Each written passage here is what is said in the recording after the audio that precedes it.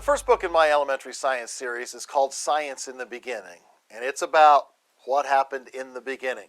It takes a student on a tour of science by studying things that were created on each of the days of the creation account in Genesis. Now, like all the books in this series, it's focused on hands-on activities. Every lesson has a hands-on activity, and also it's for all ages in the primary years. So anyone who's in the elementary school years can do this science, and in fact, all of you should be doing it together so that everyone can enjoy the course. Now, the way the course works is the student gets to learn about the things created during each Genesis creation day.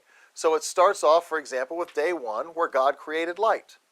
So the first 15 lessons of the course are about light, the physical characteristics of light, how we see things, where colors come from, that sort of thing. The second day talks about air and water, because that's the majority of what's going on in day 2. So the student learns all the details about this wonderful mixture of gases we call air, and the physical characteristics, why we breathe, that sort of thing, and also how important water is to creation as a whole. On day 3, God created land and plants. And so that's what the student learns about. So the student learns a little bit about rocks and how they're formed, what soil is, and plants as well. There's a wonderful series of activities that continue throughout the day on plants, where the student uses bean seeds and puts them in a jar with some wet paper towels.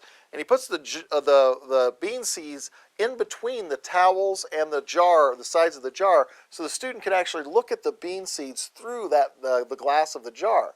And as the student keeps the paper towels wet, the bean seed will actually begin to germinate and sprout and so forth.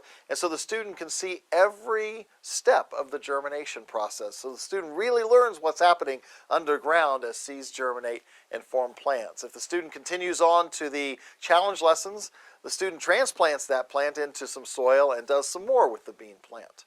So that's day 3. Then, of course, on day 4, God creates the sun, the moon, the stars.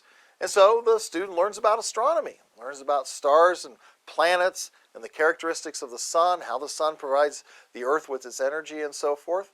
In day 5, God created swimming creatures and flying creatures. And so the students learn the basics of flight, how birds can actually seemingly defy gravity and fly.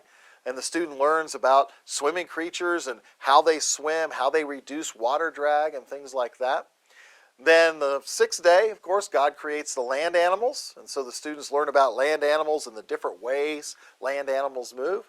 And then finally, God created people, and then the student learns about some of the wonderful aspects of the human body.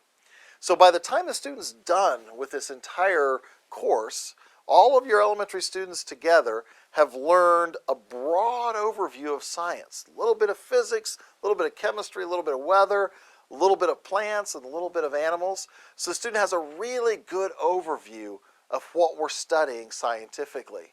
But more importantly, throughout the course, we stress that what you're studying in science is what God created. So by studying science, you're actually learning a little bit about God. And so hopefully by the time they're all done, your students and you will understand that science is more than an academic exercise. It's a spiritual one as well.